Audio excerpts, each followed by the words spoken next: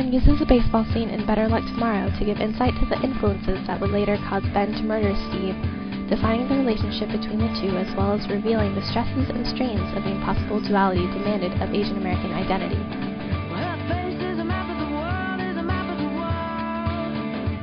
The selection of a batting cage creates the perfect metaphor for Asian American identity. There is a persistency to the pitching and hitting of the ball, similar to the unrelenting drive to hit the mark, which also defines the way Ben tries to fulfill his goal. But the precursor to the batting cage identifies certain patterns in the interactions of Ben and Steve. Both of them are dressed in white to exaggerate their similarities and create a sense of mutual sympathy, which occurs inside one's ethnicity, which could be termed the Asian American understanding. There is an unspoken consensus about the role one plays as an Asian American and the goals one should have, which is why Steve understands what Ben wants and when he tries to explain how unfulfilling it is. Despite this understanding, there is a clear inequality between the two. Steve is shown holding a guitar and is given the more active role in this interaction, while Ben clings to his backpack and fulfills the position of a quasi-sidekick. This is seen again at the batting cages, where it is implied that Ben is not playing because he is less talented than Steve. Ben takes on the passive role of response. Steve clearly controls the interaction by directing the question and having other alternatives to direct his attention towards, such as batting.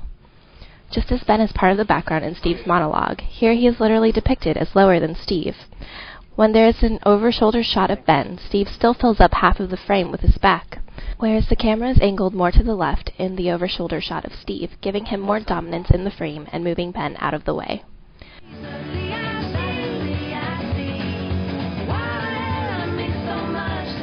There are two demands of the Asian American identity that Better Luck Tomorrow reveals: fitting in and standing out. Ben feels the need to assimilate himself into the overachieving perfectionist stereotype that his parents demand of him and that he demands of himself, but he also finds a thrill in breaking the rules, resorting to organized crime to attain the high of breaking the monotony. The stereotype also affects the other members of his gang, who revel in both the thrill of getting good grades and good money. As the scene fades out to white, the two literally blend into the background, creating the illusion of a model minority that stays under the radar. The camera changes from having a passive role of focusing on the characters to a more active role of movement, taking on the perspective of a car and later the ball. The white tones carry over into the road sequence, and although we see what looks like three separate roads, they are very similar in scenery, and we are led to believe that they lead to the same destination, the batting cage. This metaphorically describes the common goals which define the paths that Ben and his Asian American friends take: flawless grades and a good college application, all while not sacrificing the thrill of playing the game. We now see the differences of Ben and Steve accentuated in this scene, as Ben's shirt is now black and they stand on opposite sides of the fence. Steve embodies competence, confidence, and success, the home run of baseball, while Ben embodies more of a hit and miss, which permits him to be Stephanie's escort but not her boyfriend, get a good SAT score but not good enough, and make the basketball team but remain on the bench. This is underlined by the big close-up of Ben's face, which is unfocused and poorly positioned, in contrast to that of Steve's, which is clear and centered. You happy, Ben? The scene is hinged on Steve's question of, I'm serious. You happy? It is clear, however, that the question really is whether being happy is enough, since neither of them is satisfied with what they assume will make them happy. Thus Steve seeks a wake-up call, and Ben seeks danger and excitement through his gang. While Steve is actually inside of the batting cage, Ben maintains a closer proximity to the fence, creating the sense that he is the one who is caged. This adds irony to Steve's response, At least you have a choice. because it is unclear whether either of them have choices in who they become, both having predetermined concepts of who they should be. The only difference is Steve's success and Ben's struggles in fulfilling the role.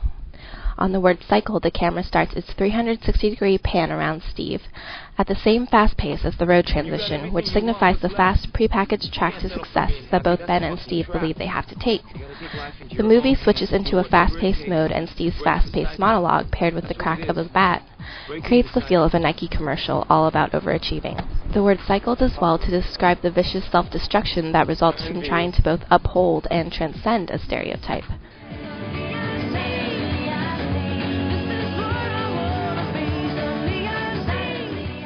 Although Steve tries to create a sense of amity by offering Ben an internship and telling him he admires him, there is still a highly degrading feel to the interaction, which is heightened by Ben's intense gaze.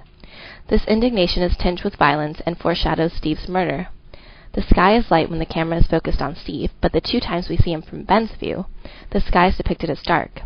There are also flashes of white while Steve is talking, which is similar to those depicted in scenes of violence. You're not happy? I'm very happy. The sound of the ball being pitched as he tells Ben about having everything he could ever want, and that Ben doesn't have, echoes the sound of the baseball bat as Ben beats Steve in the murder scene. Of course. Stephanie? Of course.